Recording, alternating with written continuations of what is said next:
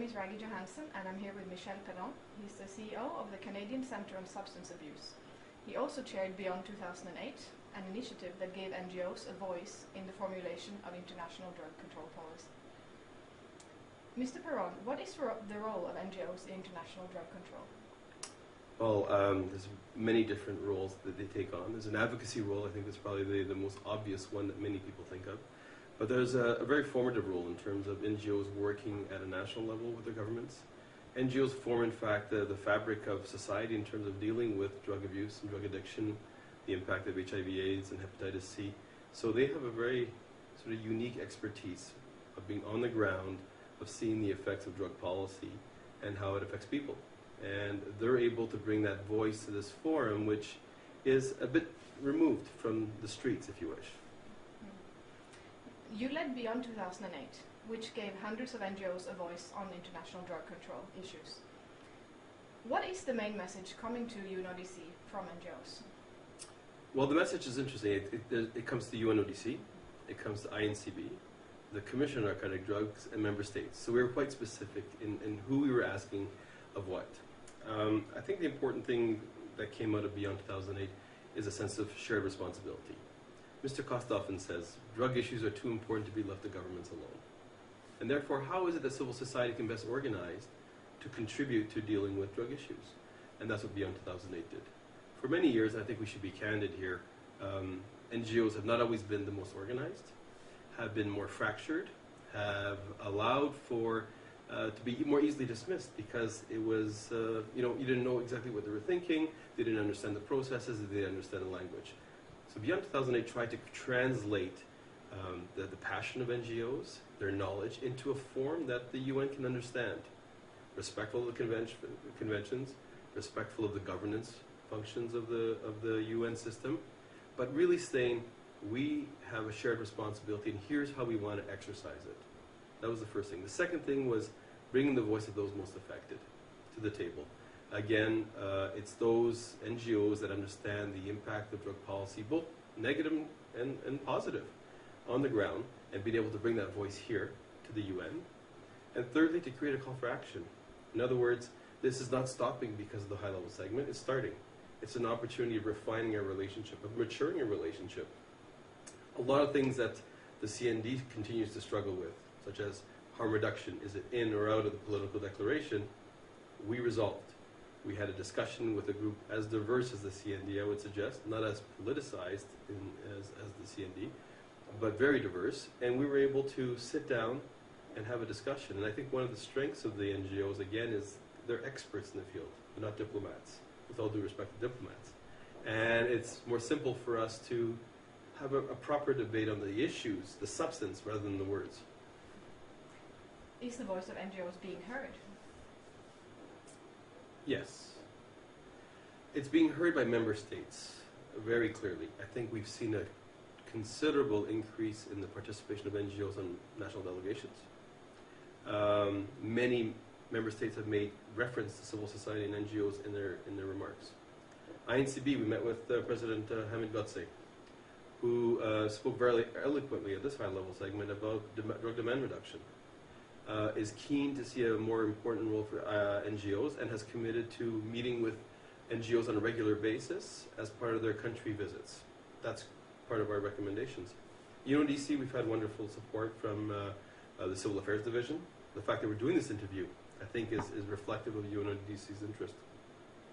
One of the areas that will remain, I think, a more distant goal is the CND itself.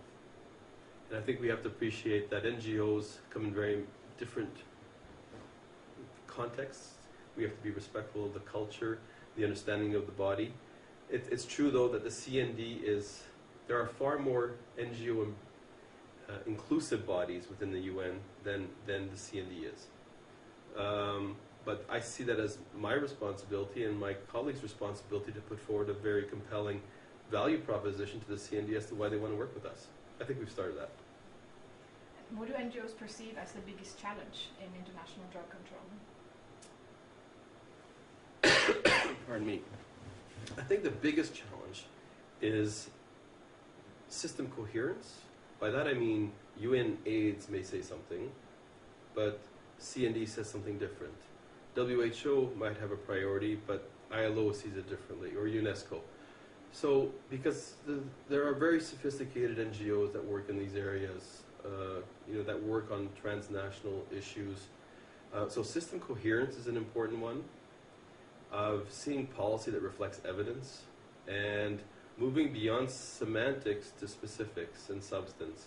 I think those are the biggest issues for NGOs, but I think NGOs as well have to have an opportunity of having a common language, and we don't always do that. And we've been our own worst enemies at times. Again, Beyond 2008 has tried to bridge those gaps, create a forum where we can really listen and learn from each other. And, my basic DNA as an individual is that people are far more willing to agree than they might first agree. They might first appear. And if the process is appropriate, you can create conditions that will allow people to really work together. And that was evident in Beyond 2008. How do you think UNODC and NGOs should work together to achieve better drug control results?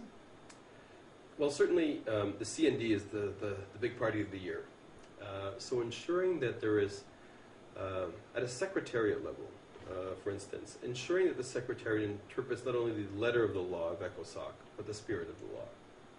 And if indeed the Secretary General, as Ban Ki-moon and formerly Kofi Annan had said that they want civil society more engaged, I think the tone has to start from the top of UNODC, as Mr. Costa has, and I meet with him regularly, that NGOs matter, and that we should afford them all appropriate liberties and privileges to contribute to the process.